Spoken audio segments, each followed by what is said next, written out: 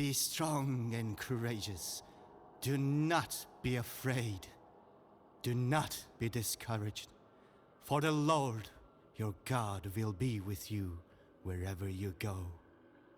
Mary Burgess spoke the words into the stock of her Wetterly before looking to her partner.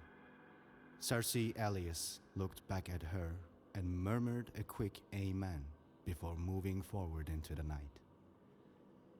Cersei wasn't exactly religious, but with the mission ahead of them, any help, divine or otherwise, would be welcome. The moon was full and bright, and they moved slowly and surely. Mr. Sherry had introduced the two women after they had accepted his contract. Mary was easy to convince. The bayou was full of sin, and Mr. Sherry was a servant of the Lord.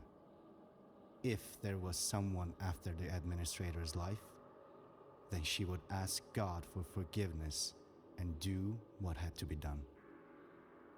Cersei was more difficult to convince.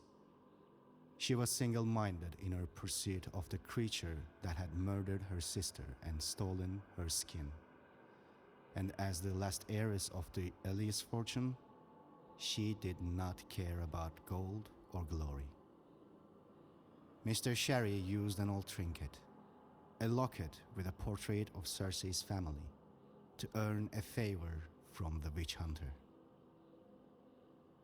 As Cersei and Mary threaded their way through the bayou, they ignored the familiar moans and shrieks of the grunts and hives that stumbled through the night, and the rustle of the armored's papery casing. But what caught their attention was a soft whimpering, human and suffering, from within a half-collapsed shack, camouflaged by rotten clumps of netting and earth. Cersei nodded at Mary, and they readied their weapons. This was the place, and their quarry clearly injured. They'd be done in time to take morning communion.